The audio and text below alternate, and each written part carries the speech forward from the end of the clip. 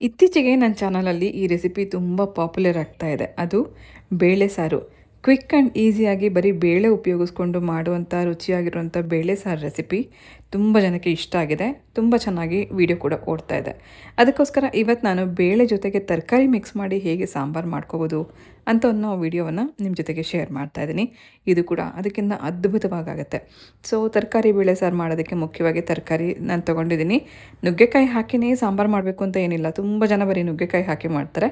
ಆದರೆ ಹೀರೆಕಾಯಿ, ಆಲೂಗಡ್ಡೆ, ಬದನೆಕಾಯಿ ಇಂಥ ತರಕಾರಿಗಳಿಂದ ಕೂಡ ರುಚಿಯಾಗಿ ನಾವು ಸಾಂಬಾರು ಮಾಡ್ಕೋಬೋದು. ಮಿಕ್ಸ್ ತರಕಾರಿಗಳನ್ನು ಉಪಯೋಗಿಸ್ಕೊಂಡಿದ್ದೀನಿ. ಜೊತೆಗೆ ಒಂದು ಟೊಮೆಟೊ ಕೂಡ ಇದೆ. 100 ಗ್ರಾಮಷ್ಟು ತೊಗರಿಬೇಳೆನ ಚೆನ್ನಾಗಿ ತೊಳೆದು ಕುಕ್ಕರಲ್ಲಿ ಬೇಯಿಸೋಕೆ ಹಾಕ್ಕೊಳ್ಳೋಣ.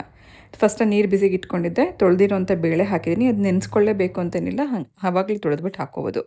ಆನಂತರ ಹೀರೆಕಾಯಿ, ಬದನೆಕಾಯಿ, ಆಲೂಗಡ್ಡೆ ಎಲ್ಲ ಸ್ವಲ್ಪ ಹಾಕ್ಕೊಂಡು ಒಂದು ಟೊಮೆಟೊ ಕಟ್ ಮಾಡಿ ಹಾಕಿ, ಒಂದು ಸ್ವಲ್ಪ ಅರಿಶಿನ, ಒಂದು ಸ್ವಲ್ಪ ಎಣ್ಣೆ, ರುಚಿಗೆ ತಕ್ಕಷ್ಟು ಉಪ್ಪು ಇದಿಷ್ಟು ಹಾಕಿ ಇದು ಮುಳುಗೋಷ್ಟು ನೀರು ಹಾಕಿ 3 ವಿಸಿಲ್ ಕೂಗಿಸ್ಕೊಳ್ಳೋಣ. 3 ಬೇಡ, 2 ವಿಸಿಲ್ಗೆ ಚೆನ್ನಾಗಿ ಬೇಳೆನೂ ಬೆಂದಿರುತ್ತೆ, ತರಕಾರಿನೂ ಬೆಂದಿರುತ್ತೆ.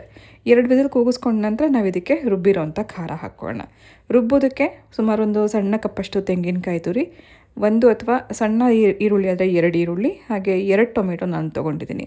ಈ ರೀತಿಯ ಪಲ್ಪ್ ಜಾಸ್ತಿ ಇರೋವಂಥ ಟೊಮೆಟೊ ಆದರೆ ನಿಮಗೆ ಕಲರು ಚೆನ್ನಾಗಿ ಬರುತ್ತೆ ಸಾಂಬಾರಲ್ಲಿ, ಸೊ ರುಚಿಯಾಗೂ ಇರುತ್ತೆ. ಇದ್ರ ಜೊತೆಗೆ ಒಂದು ಸ್ವಲ್ಪ ಹುಳಿಗೆ ಹುಣಸೆ ಹಣ್ಣು ಹಾಕ್ಕೊಂಡಿದ್ದೀನಿ.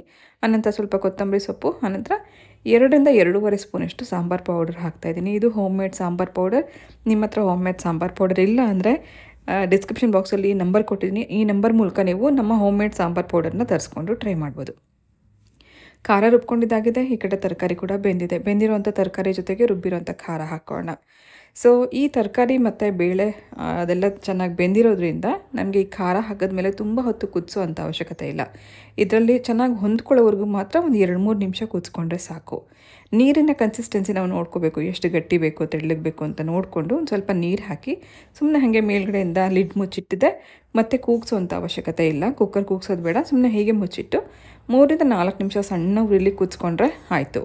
ಸೊ ಉಪ್ಪು, ಹುಳಿ, ಖಾರ ಎಲ್ಲ ಚೆನ್ನಾಗಿ ಹದವಾಗಿ ಬೆಂದಿರೋಂಥ ತರಕಾರಿ ಜೊತೆಗೆ ಈ ಬೇಳೆ ಸಾರು ಒಂದು ಒಳ್ಳೆ ಘಮನೂ ಇರುತ್ತೆ. ಲಾಸ್ಟಲ್ಲಿ ಒಗ್ಗರಣೆಗೋಸ್ಕರ ಒಂದು ಸ್ವಲ್ಪ ಎಣ್ಣೆ ಬಿಸಿ ಮಾಡಿಕೊಂಡು ಸಾಸಿವೆ, ಜೀರಿಗೆ, ಈರುಳ್ಳಿ, ಸ್ವಲ್ಪ ಕರಿಬೇವು ಹಾಕಿ ಒಂದು ಸ್ವಲ್ಪ ಇಂಗು ಹಾಕೋಣ. ಇಂಗು ಹಾಕೋದ್ರಿಂದ ಸಾಂಬಾರು ಘಮ ತುಂಬ ಚೆನ್ನಾಗಿರುತ್ತೆ.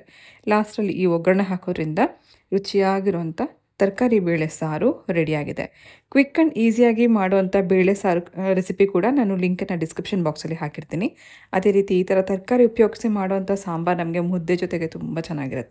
ನನ್ನ ಚಾನಲಲ್ಲಿ ಬರ್ತಿರೋಂಥ ಸಾಂಬಾರು ರೆಸಿಪೀಸ್ ಎಲ್ಲನೂ ಒಂದ್ಸತಿ ನೀವು ಟ್ರೈ ಮಾಡಿ. ಈಗ ಅವರೆಕಾಳು ಸೀಸನ್ ಕೂಡ ಸ್ಟಾರ್ಟ್ ಆಗಿದೆ. ಹಿತ್ಕ ಅವರೆಕಾಳು ಸಾಂಬಾರು ರೆಸಿಪಿ ಕೂಡ ಡಿಸ್ಕ್ರಿಪ್ಷನ್ ಬಾಕ್ಸಲ್ಲಿ ಲಿಂಕ್ ಇರುತ್ತೆ, ಚೆಕ್ ಮಾಡಿ. ಮಾಡಿದ್ಮೇಲೆ ಹೇಗಿತ್ತು ಅಂತ ಕಮೆಂಟ್ ಮಾಡಿ ತಿಳಿಸಿ.